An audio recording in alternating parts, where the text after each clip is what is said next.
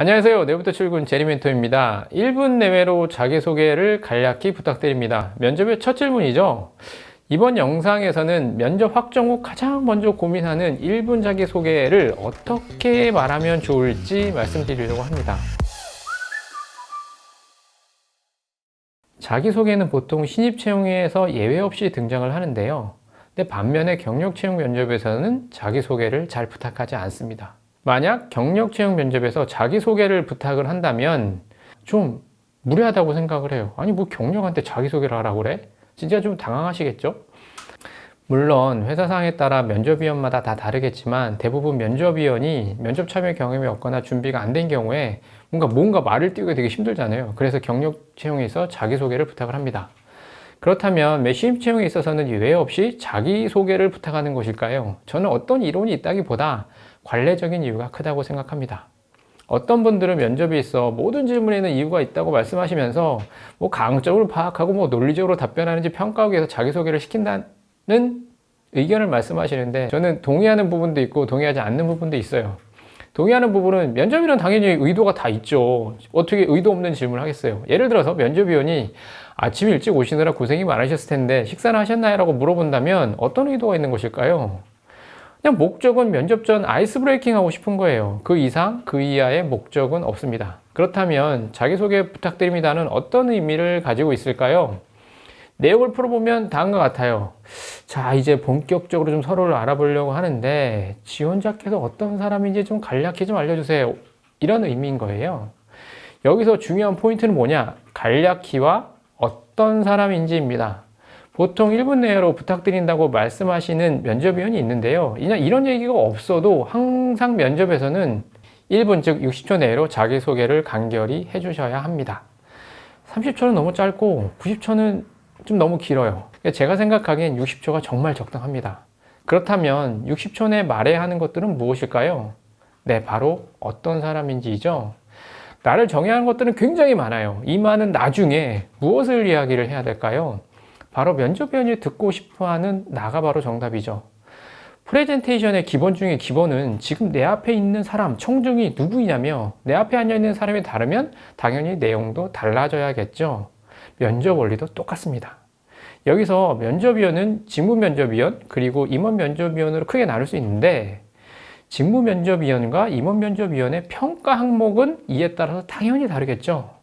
직무면접위원은 직무 역량을 중심으로 평가하고 임원면접위원은 지원자의 생각, 태도, 지금 어떤 애티튜드나 철학 이런 것들을 중심으로 평가합니다. 똑같은 거 평가하려면 뭐하러 나눠놨겠어요.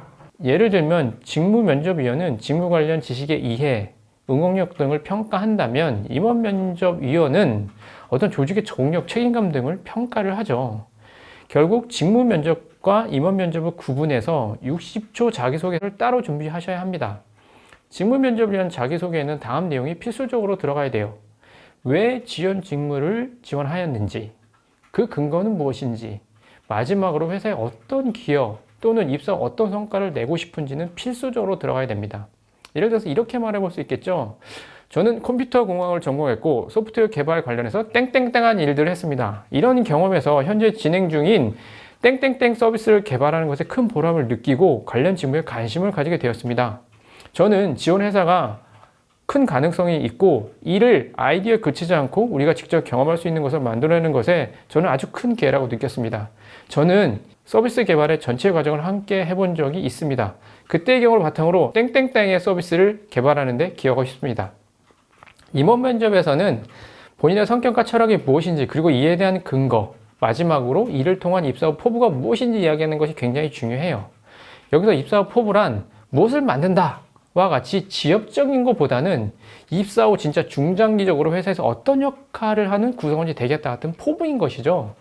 예를 들어서 이렇게 말해볼 수 있겠죠. 저는 무언가를 해야 한다면 앞뒤 제치지 않고 바로 뛰어드는 사람입니다.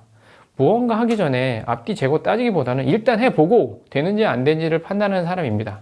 저도 예전에는 여러모로 재고 따지는 사람이었습니다만 그렇게 살다 보니 실행이 너무 늦거나 혹은 실행하기도 전에 포기하는 경우가 되게 많았어요. 그래서 늘 항상 후회가 남았습니다. 따라서 저는 후회하지 않기 위해 두려워도 망설여도 일단 뛰어드는 습관을 가지게 되었고 땡땡 서비스 개발에 지금과 같은 식으로 뛰어들어 본 적이 있습니다. 그때 굉장한 성과를 얻었고 지금 그 서비스는 존재하지 않지만 저는 그때의 경험을 얻었기 때문에 후회하지 않습니다. 저는 이러한 철을 바탕으로 귀사의 어려움을 헤쳐나가는 불조자가 되고 싶습니다. 이거 제 거 아니고요. 저희 PD님 건데요. 전혀 달라요, 사람이. 정리하면 60초 내로 참여하는 면접의 성격에 따라 자기소개를 준비합니다. 기술 면접에서는 지원 직무 선택 이유, 근거, 그리고 입사 후 직무 담당자로 낼 수 있는 성과가 무엇인지, 임원 면접에서 나의 성격 또는 철학, 그리고 글에 대한 근거, 그리고 입사 후 조직 내 어떤 역할을 해낼 수 있는 인력이 되겠다를 필수적으로 이야기해야만 하는 것이죠. 오늘 말씀드린 내용은 자기소개를 어떻게 해야 할지 모르는 분들을 위한 기본 중에 기본이며 이를 응용해서 각자 개성이 넘치는 자기소개를 준비하면 더 좋을 것 같습니다. 여러분 유튜브 컨텐츠 시청하실 때 첫 8초내 관심은 못 끌면 바로 채널 돌리시죠. 면접위원도 비슷합니다. 자기소개를 통해 면접인의 관심을 끌면 면접 확률은 매우 높아져요. 그리고 그걸 계속 유지할 수만 있으면 진짜 합격할 수 있어요. 그러니 잘 준비하셔서 꼭 합격하셨으면 합니다. 그리고 면접위원 중 직구준 분들이 계세요. 다른 자기소개 한번 해보세요 라고 물어보시는 직구준 분들이 꼭 있어요. 제가 그렇다는 건 아니고 그러니 2개 정도 꼭 준비해 가세요. 감사합니다.